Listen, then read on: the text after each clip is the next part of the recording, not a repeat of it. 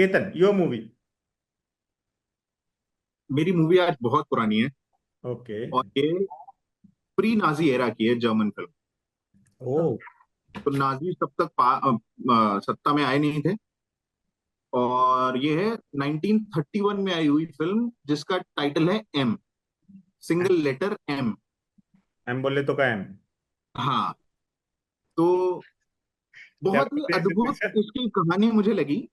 मैं कुछ पढ़ रहा था, तो उसमें फिर पता चला कि एक ऐसी फिल्म बनी थी। उसका प्लॉट मुझे बड़ा अच्छा लगा, तो फिर मैंने ये फिल्म कहीं से पाई और उसके बाद फिर उसको देखा।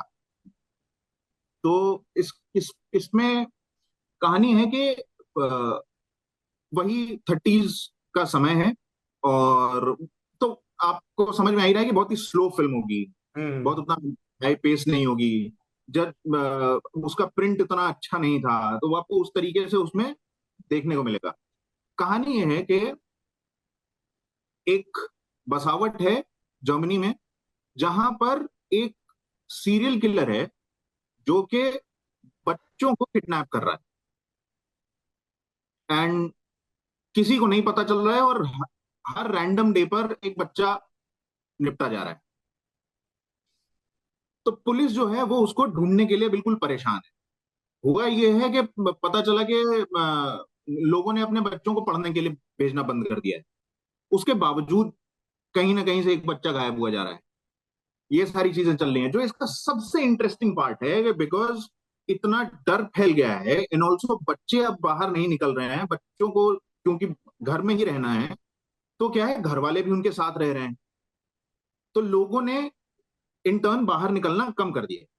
अब इसकी वजह से बिजनेस पर तो असर पड़ ही रहा है, साथ ही साथ जो चोर डकैत हैं उनके बिजनेस पर भी असर पड़ रहा है कि वो चोरी कहां करें, क्योंकि लोग तो घर में हैं।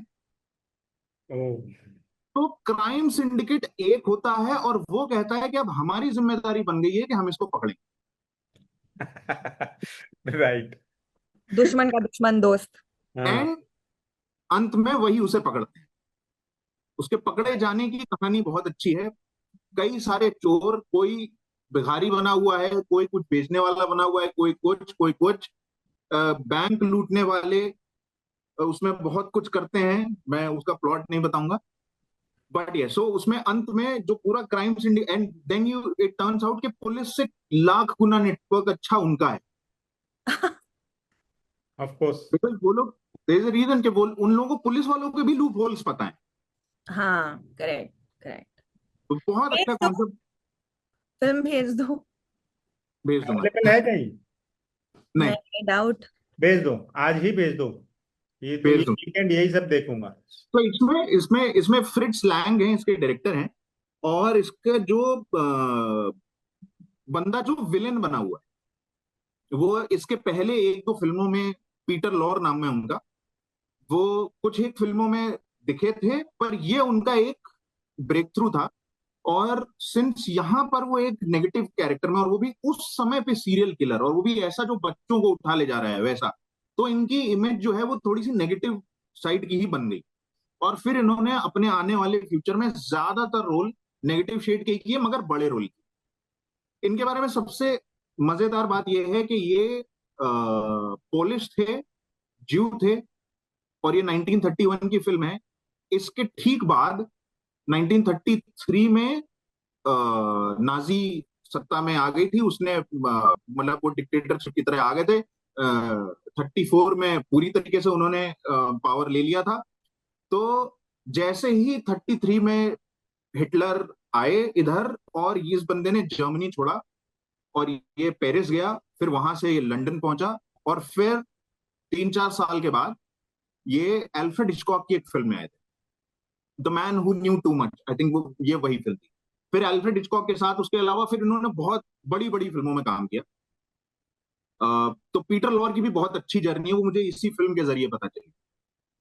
तो और इस फिल्म को ऐसा कहा जाता है कि पहला ट्रैक शॉट इस फिल्म में लिया गया था। ट्रैक।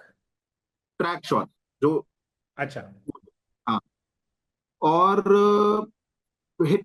हिचकॉक की मतलब इस जॉनरा की जितनी भी फिल्में आपको दिखेंगी उस समय की, 40-50 के दशक की, वो सभी इस फिल्म से ही इंस्पायर्ड थी in terms of film making. तो इस फिल्म को एक बहुत ही पाथ ब्रेकिंग फिल्म माना जाता यार अभी 4 दिन पहले ही मैंने साइको रिविजिट की है, हिचकॉक की। है। मजा आ जाता है भाई।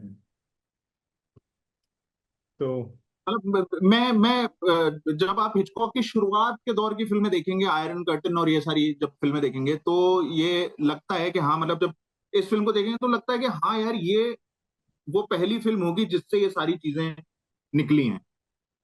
सो उस मामले में भी इस फिल्म की बहुत बहुत बड़ी इंपॉर्टेंस है। बहुत अच्छा रिकमेंडेशन लग रहा है एम। हम जरूर देखेंगे। और बाकी लोगों को भी सलाह रहेगी कि तनकी की खोज के देखें, पर देखें।